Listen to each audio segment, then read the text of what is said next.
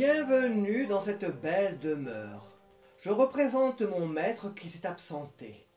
Pour ceux qui ne le connaissent pas, c'est le géant de cette demeure. Je dois vous accueillir et vous raconter les différentes aventures qui est arrivées à ses amis et à lui-même. Oh, il connaît de nombreux amis à travers le monde, en Océanie, en Australie, en Amérique et même en Sibérie. L'une de ses premières amies est une Inuit. C'est une vieille femme et elle est mariée à un vieil étang. Et cette femme avait été créée par vœu. Donc, elle était mariée à un vieil étang. Pour lui parler, elle nageait en lui. Mais pour cela, il fallait être caché derrière un buisson. Elle faisait une petite causette, hop, elle nageait doucement en lui. Un jour dans leur vie, la pluie s'arrêta et le soleil fit disparaître l'étang, petit à petit. Alors la vieille femme, durant 9 nuits, s'endormit auprès du trou où avait séjourné son mari.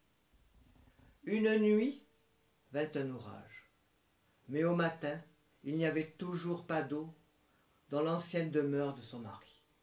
Alors la vieille femme décida de faire un grand tour à la recherche de son époux, tout en suivant les flaques d'eau qui étaient les empreintes de pas de l'orage. Oh, elle marcha sur plusieurs kilomètres et enfin, elle découvrit son mari. Il s'était installé dans un trou.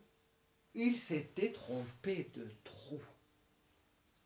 Alors, la vieille femme décida de ramener son époux à la maison, petit à petit, dans ses mains. Vous auriez dû voir le retour de la vieille chez elle. Mais pour cela, il fallait que vous soyez caché derrière un buisson.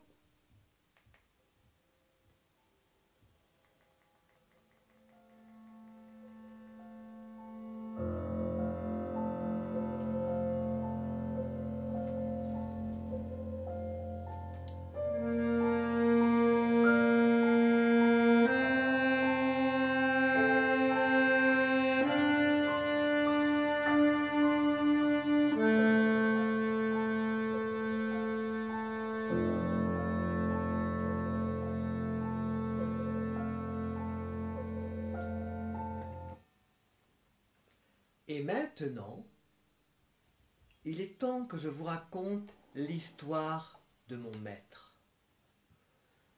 Toutes les après-midi, après l'école, les enfants venaient jouer dans le jardin de mon maître.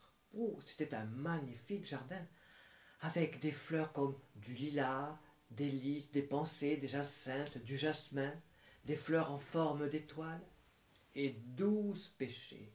Et ces 12 pêchers avaient des fleurs de nacre et de rose. Et sur chaque pêcher, il y avait des oiseaux qui chantaient d'une façon merveilleuse.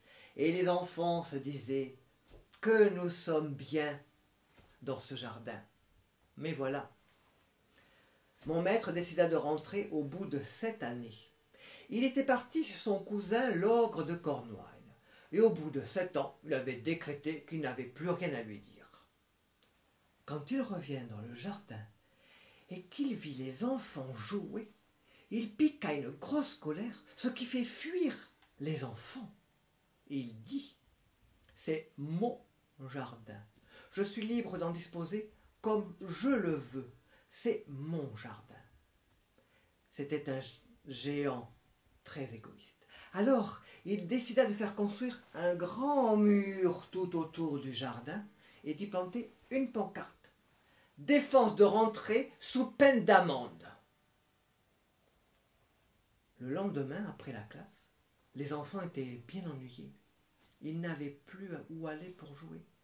Il ne restait que la rue, caillouteuse et poussiéreuse. Et les enfants se lamentaient. comme nous étions bien dans ce jardin. Mais voilà, l'hiver s'installa dans le jardin de mon maître, alors qu'aux alentours, les saisons se succédaient. Mais mon maître ne se posait pas de questions, il était fataliste. L'hiver est très long cette année. Alors la neige mit son manteau blanc sur le jardin. Le givre repeignit d'argent les arbres. Et ils invitèrent comme compère le vent du nord avec son haleine fétide qui soufflait de toutes ses forces et faisait tomber les cheminées du château et la grêle tombaient pendant 3 heures régulièrement toutes les après-midi et finit par détruire les ardoises. Et nos 4 compères se disaient « Qu'est-ce qu'on est bien dans ce jardin !» Un matin d'hiver, il entendit un son mélodieux. Cela attira son oreille. Il se dit « Ce sont les musiciens du roi qui viennent animer la fête du village. » Il mit la tête à la fenêtre et là, il vit une linotte. Elle était toute habillée de brun, avec des ailes ourlées de jaune, le poitrail rose, la tête rose. Et elle faisait des trilles à qui me mieux.